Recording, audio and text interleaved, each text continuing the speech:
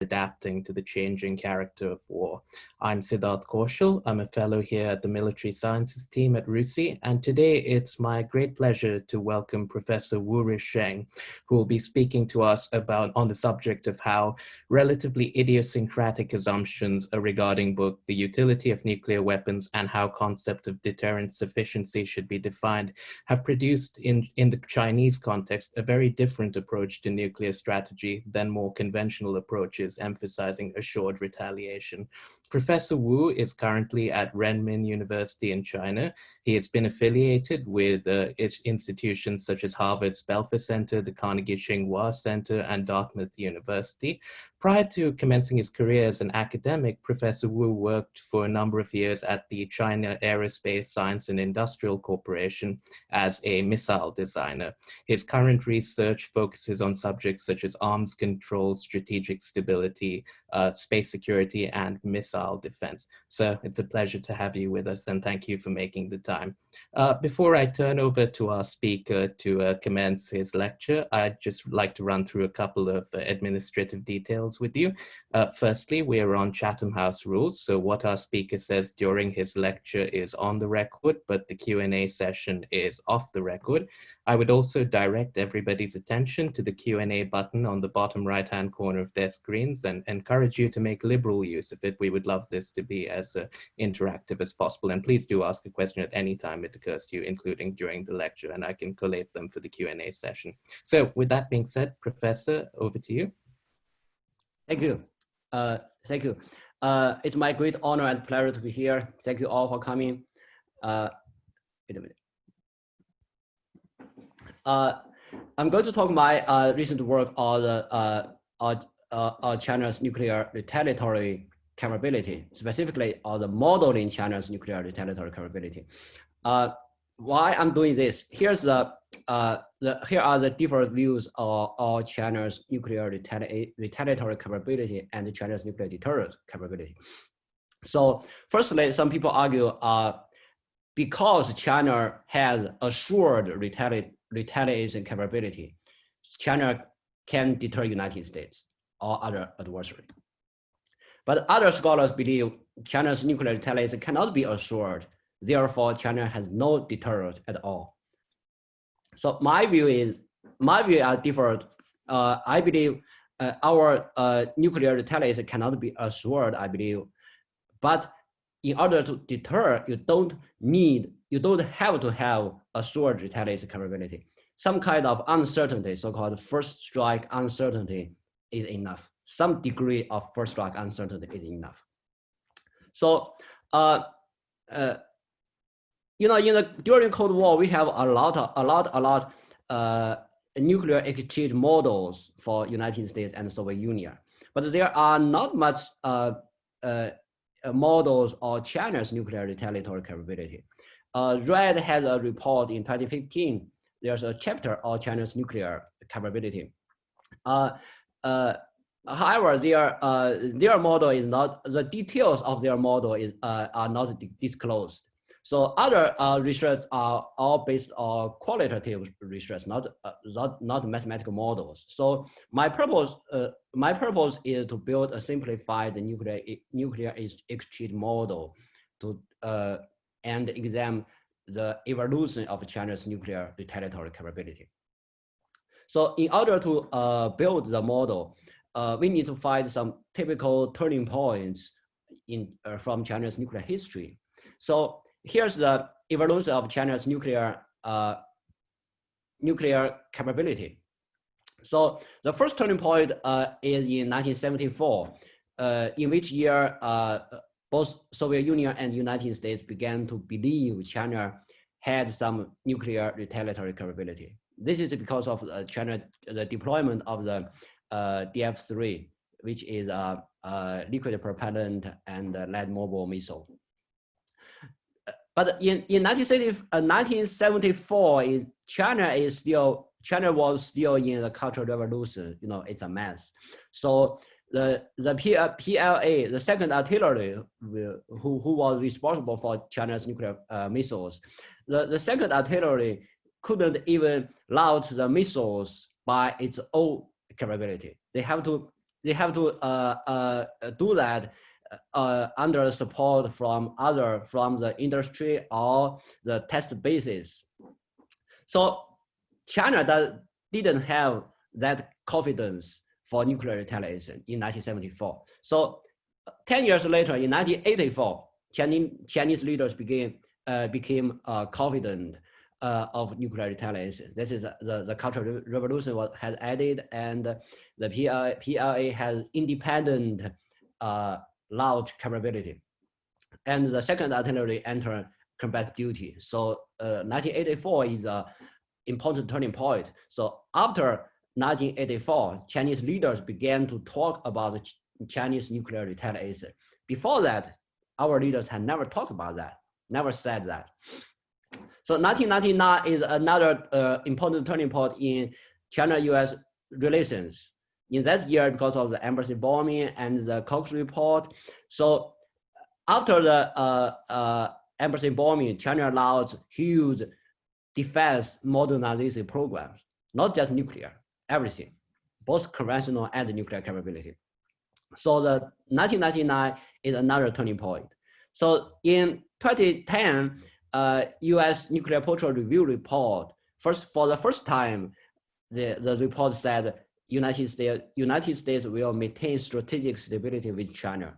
This is the first time. So here's another turning point. I believe 2010 could be considered as a baseline for China-US strategic stability. However, the 2018 Nuclear Posture Review didn't use the term strategic stability. They just say stable relations. So my my research will consider three models in history: 1984, China-Soviet Union; 2000, China-US; and 2010, China-US. And I will also consider another model, another scenario in 2025 for the near future. In my model, only those missiles that could target the heartland of the major adversaries are considered.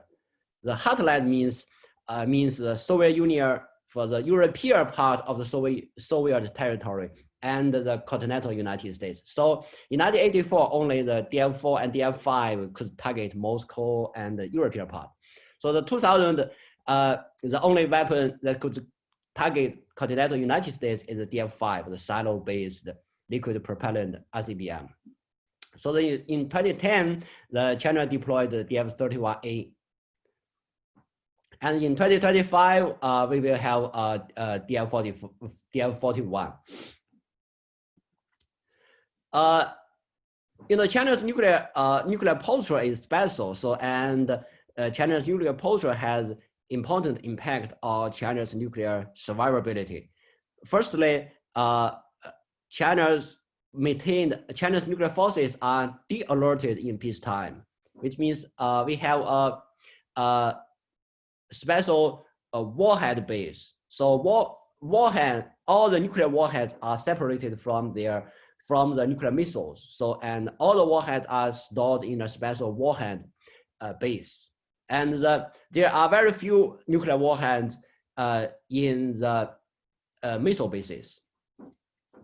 So you can see the pictures that the PIA put the warhead and missiles together just before launch. So this would considerably constrain China's nuclear survivability. Basically, if you could destroy the warhead base, you destroy almost all of them. So another character of China's nuclear posture is that China's mobile missiles don't move around in peacetime. Basically, they are stored in tunnels. So we have a warhead base, and we have three levels of missile sites: technical site, forward sites, and launch sites. So the technical sites and the forward sites basically are underground facilities. So most of missiles are kept in technical site in peacetime, and under strategic warning, some of them will be moved to forward site. and stay there until they got a launch order, and the missiles will be moved out to the launch pad and launch.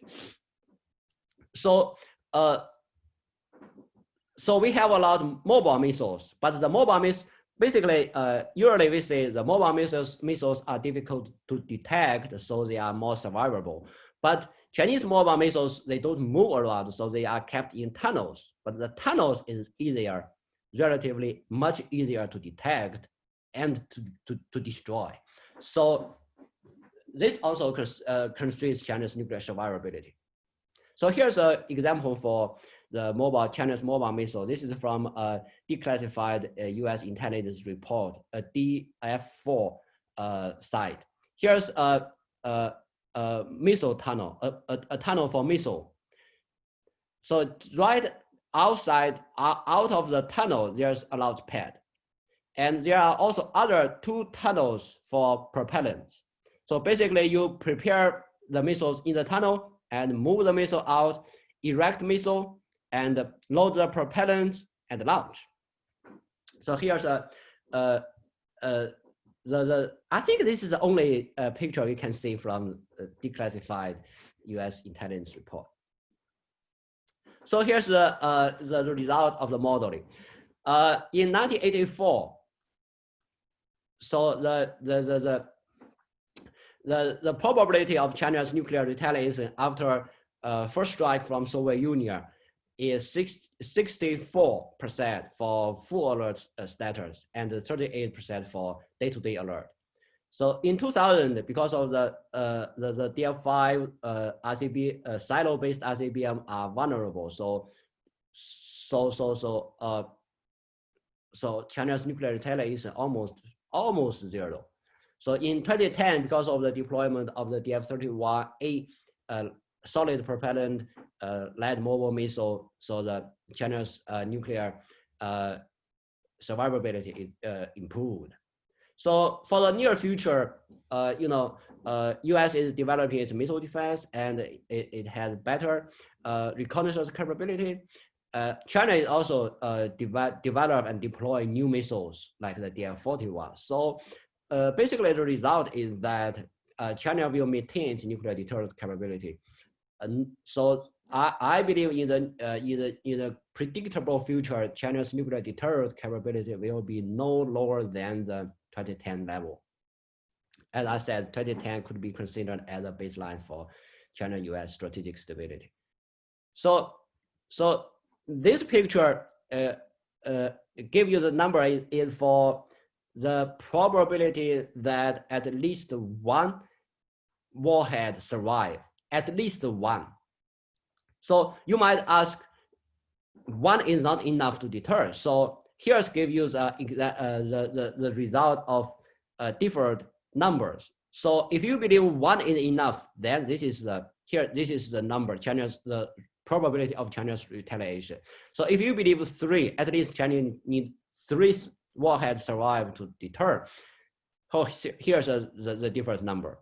So you can see the number of China's nuclear, the number of China's surviving warhead is very limited. So basically 5 is the probability is very low. So for the long future, for the long term, I believe China's vulnerability will continue because there are 3 types of sources of vulnerability: technology, geography, and doctrine. So for technology, it is still difficult for us to build very quiet submarines. So we cannot build SSB just like UK or French. And there's also technical competition with between missile defense and penetration, something like that. So for geography, China has in China's near sea there's a first island chain. So Chinese submarines have to pass through the first island chain in order to get to the open sea. So, and the first island chain is basically controlled by the United States. So it will be very dangerous for Chinese submarine. And the geography will never change. And the nuclear doctrine, as I said, the China has a centralized warhead management system, and Chinese mobile missiles don't move around and kept in tunnels. So there's no sign that China is going to change the nuclear doctrine in near future. Hopefully not. So I believe that the vulnerability of China's nuclear capability will continue. So the conclusion, China's nuclear retaliation has been and remains far from assured. So because as we say, the number of Chinese surviving nuclear warheads are very limited. So even a small US missile defense, just like the current missile defense, like the 44 interceptors or 64 interceptors, is enough. The number is enough. So has the potential, even a small US missile defense has the potential to neutralize China's nuclear deterrence. I mean the number of the interceptor is enough, but the current missile defense is not good enough for target discrimination and reliability. So they have the potential to neutralize in the future, to neutralize China's nuclear deterrent.